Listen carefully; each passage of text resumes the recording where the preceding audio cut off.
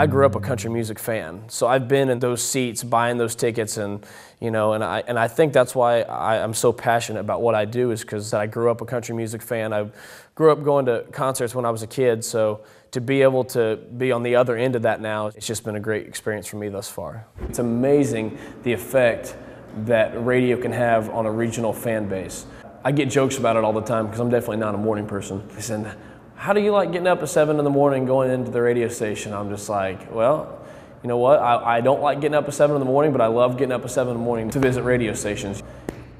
You know, even when we go on the road, it's just been, a lot of the out-of-town radio stations have been welcoming to having me in their studio and playing my music and letting me play on the air and coming to shows.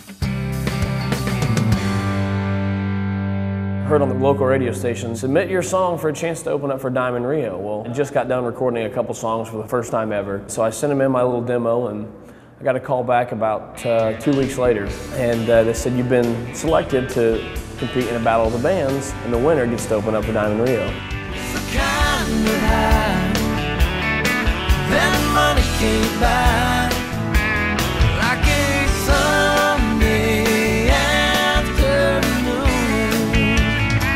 That's my kind of cool. Had the chance to do some shows with Sawyer Brown, Flintville Train, David Nail, the Little Cash Cowboys, Emerson Drive, Steel Magnolia. I have one coming up with Justin Morse. I'll tell you what, the best thing about doing shows with national acts is I feel like that's where I gain the most fans. It's great to share stories and hear how they've gone through some of the same stuff that I'm currently experiencing.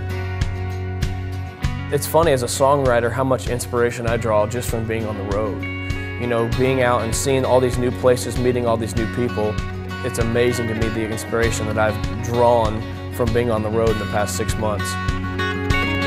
Staring at this world I see. Right there. I've really grown into my own style as a songwriter. When you're writing by yourself, you know, you're your own worst critic. You don't have anyone else in there to say, "I like this, I don't like this."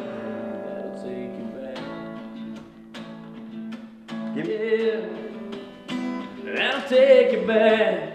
I wrote a song a couple months ago, and I was going through some old photos and some old pictures, and I thought to myself, well, that'll take you back. And I thought that would be a great idea for a song, so we got a pretty good one. Back to when the world was small, and dreams of big, life was long. Just when I think those days are gone, some little something comes along. It brings to mind the good times and the bad. Yeah, I'll take it back. Oh. We're in the middle of a couple songs right now that I'm really excited about that kind of have that feel-good feel to them. I've gotten some really, really strong stuff that we're sitting on that hopefully, you know, will go on the next record. Now that I've kind of honed in on that, I'm really trying to write some uplifting, fun stuff to get a good balance for the next record.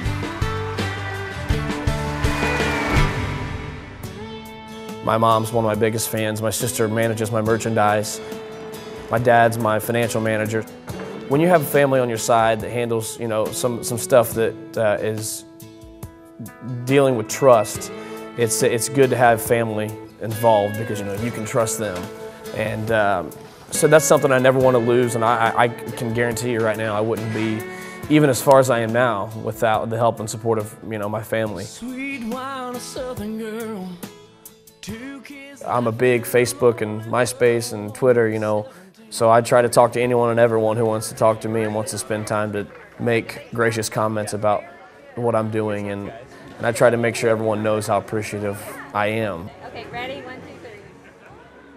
All right. I sang a song at a friend's funeral for his 13-month-old daughter, and to see complete strangers coming up to me, tears in their eyes and giving me a hug, She has the heart of an angel. telling me that that song helped them get through, you know, the grief that they were experiencing, was an absolute eye-opening experience for me.